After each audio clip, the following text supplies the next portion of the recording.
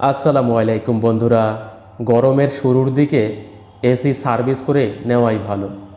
ইভাপাটার বা চেম্বারের ভিতর প্রচুর পরিমাণে ধুলাবালি জমে থাকে। যদিও ফিল্টার থাকে, তারপরেও চেম্বারের ভিতর অর্থাৎ ফিন্সের ভিতর প্রচুর ধুলাবালি জমে আটকে থাকে, ফলে বাতাস ফ্লো হতে পারে না এবং সঠিক পরিমাণে ঠান্ডা হতে পারে না।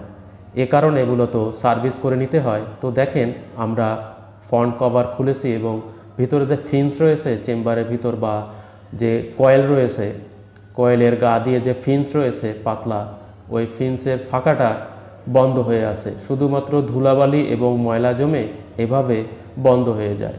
তো কাঙ্ক্ষিত পরিমাণ ঠান্ডা হতে পারে না শুধুমাত্র এই কারণটার জন্যেই। এছাড়া যদি গ্যাস লিকেজ হয় অথবা পাইপ লিকের কারণে গ্যাস বেরিয়ে যায়, তাহলে তো ঠান্ডা হবেই না। তো এসি সম্পূর্ণ ভালো থাকার পরেও শুধুমাত্র এই ধুলাবালি এবং ময়লার কারণে এসি কাঙ্ক্ষিত পরিমাণে ঠান্ডা হয় না এবং বিভিন্ন প্রকার সমস্যার সৃষ্টি হয়, তার সাথে রোগ জীবাণুও তৈরি হয়। তো কিভাবে সার্ভিস করলে ভালো হয়, একটি সহজ প্রক্রিয়া আমি আপনাদের দেখানোর চেষ্টা করছি। জেট পাম্প ব্যবহার করে খুব সুন্দরভাবে এসি সার্ভিস করা যায়।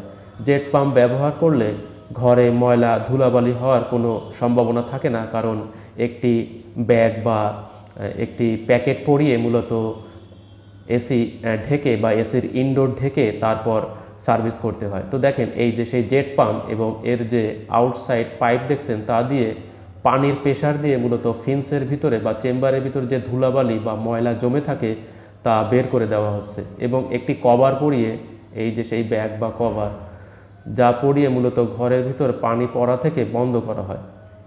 তো এই কভারের শেষ অংশ একটি সরু নলের মাধ্যমে বা পাইপের মাধ্যমে বালতির কাছে চলে গেছে এবং পানি বালতির ভিতরে যে পড়ছে। তো দেখেন, খুব সহজ প্রক্রিয়ায় এসি সার্ভিস করা যায়। তো এইভাবে ধুলাবালি এবং ময়লা পরিষ্কার করে এসি মূলত গরমের শুরুর দিকে বা শীতের যে শেষ সিজন সেখানে সার্ভিস করে নেওয়াই ভালো। এবং মাঝে মধ্যে যদি আপনারা ব্রাশ ব্যবহার করে এই ফিন্সগুলি বা চেম্বারগুলি পরিষ্কার করেন, তাহলেই মূলত চলবে। শুধুমাত্র বছরে একবার অথবা দুবার যদি প্রয়োজন হয় দুবার করতে পারেন, অথবা একবার করিয়ে নেওয়া ভালো।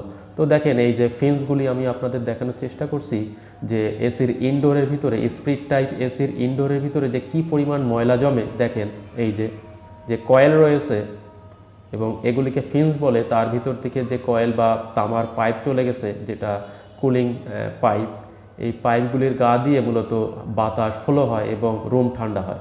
তো যদি এইভাবে ধুলাবালি পড়ে জাম হয়ে থাকে এবং উপরের ফিল্টার যদি ধুলা দিয়ে বন্ধ হয়ে থাকে বা জাম হয়ে থাকে, তাহলে কোনোভাবেই বাতাস ফ্লো হতে পারে না এবং ঘরের টেম্পারেচার কাঙ্ক্ষিত পরিমাণে ঠান্ডা হতে পারে না এবং এসির ক্ষতি হয়।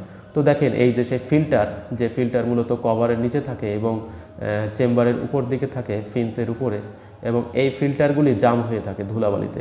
তো ফিল্টার মাঝে মধ্যে পরিষ্কার করে দিতে হয় সাবান দিয়ে অথবা ব্রাশ ব্যবহার করে, এই ফিল্টারগুলি ধুয়ে পরিষ্কার করে দিতে হয়। তো দেখেন কি পরিমাণ ধুলাবালি পড়ে ফিল্টার জাম হয়ে গেছে, এখান থেকে কোনোভাবেই বাতাস বা এয়ার ফ্লো হবে না, সমস্যা হবে।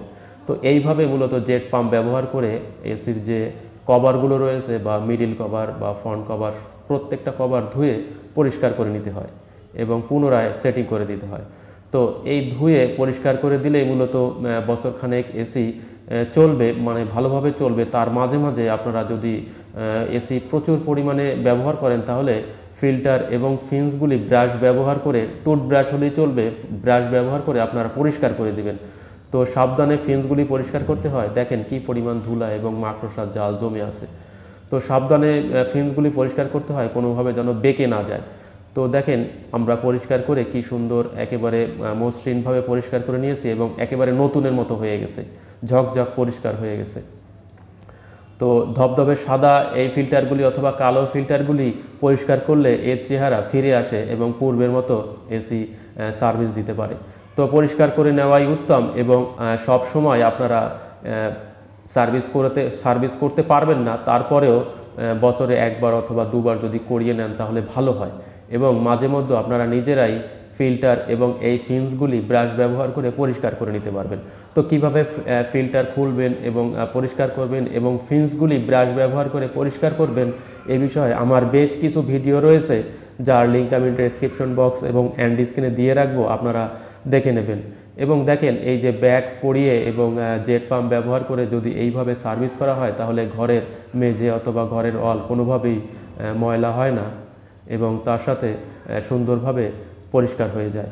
এসি সার্ভিসের লোক দিয়ে বছরে অন্তত একবার ইনডোর এবং আউটডোর পরিষ্কার করে বা সার্ভিস করিয়ে রাখবেন। মাঝে মধ্যে আপনারা ব্রাশ ব্যবহার করে ইনডোর পরিষ্কার করে নেবেন। 15 দিন অন্তর অথবা 1 মাস অন্তর অন্তর আপনারা নিজেরাই ফিল্টার এবং ফেন্সগুলি পরিষ্কার করে নিতে পারেন।